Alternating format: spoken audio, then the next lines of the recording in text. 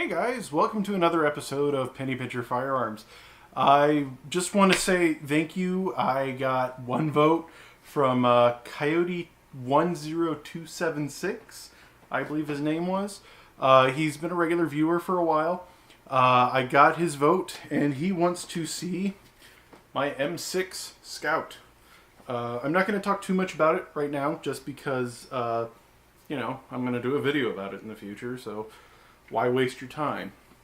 But the M6 Scout is technically a two-shot rifle shotgun mix, and it shoots 22 Hornet on the top and 410 on the bottom, and holds all of the ammunition in the rear. It has 12 22 Hornets and 4 410s, and I have shot various forms of ammunition. I've shot birdshot, buckshot, and slugs, and it seems to do reasonably well. I've taken a few squirrels with it using birdshot, of course, but I could try the 22 Hornet eventually. So yeah, I'm gonna make a video with the M6 Scout. I'm actually looking forward to it. Originally it was not this color. I painted it. Part of the reason I painted it was because I've taken it out in the field several times, and I've noticed that it has a really bad tendency to rust. It wasn't blued the best. It's such a dead simple gun. I wouldn't really call it a penny pincher because most of the ones I've seen have been over $600, which is unjustifiable because of the materials used. There's no way it costs that much to produce one of these.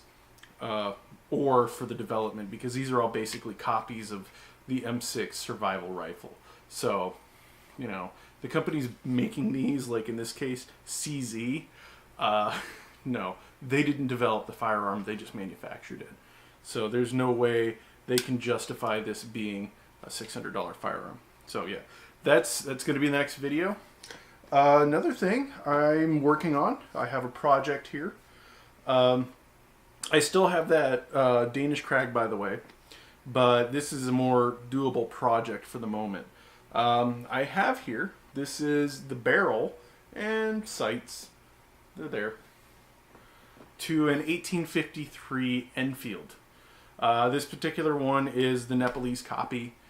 They're made to the British specifications. I just worked several hours trying to get this nipple out, finally got it out.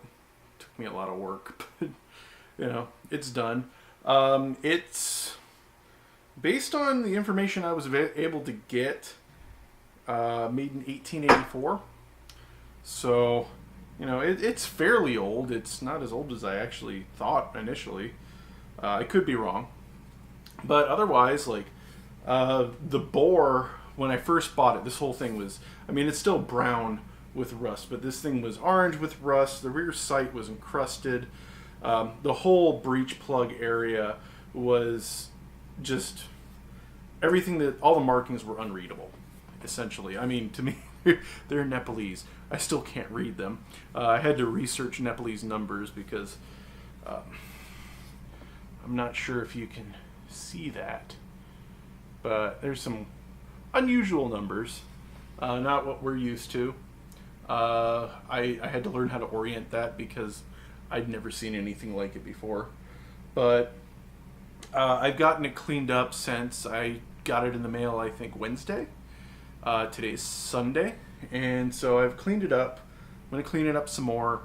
I have some other pieces for it. I have a baggie full of lock pieces that were still on it, and the barrel bands and stuff. I want to try and keep it as original as I can. I will eventually, I'll probably be buying a different lock for it.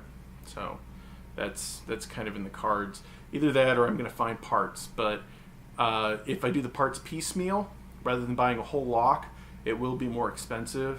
I'm not sure I can justify that expense because original parts are expensive and replacement parts are expensive. So I may as well just get a new lock.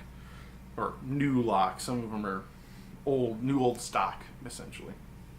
So yeah, this is the new project. It's interesting, it's doable, In fact, I ordered a nipple in the mail, and I will test it, at least for its firing capability, um, probably next weekend, because I want to make sure gases don't leak out from where the nipple is, because I'm ordering an original nipple. I want to make sure everything seals up properly, and I'm just going to shoot a kind of undersized ball. I'll probably paper patch it, not really patch it, but like stuff some paper in and put the ball in, just to see if it can handle the pressures and everything, because it is pretty heavily rusted, but you know, knowing black powder, it can handle it. So yeah, that's the new project. Hopefully I can give you guys updates as time goes by, because this will be fun, and I'm actually kind of hopeful for it. The rifling looks pretty good now that I got the bore cleaned out. I haven't been able to get a very good picture of it, but once I do, I'll post one in a video, probably the next update for the construction of this. But first things first is getting all the rust off of it, which I was able to do on this end because I was soaking it trying to get that nipple off. So yeah, so I just wanted to give that update, and thank you again, Coyote, and thank you to all my viewers. I know I don't have a whole bunch of them, but I genuinely appreciate all of you guys, because, you know, I wouldn't be making more videos if it weren't for you guys.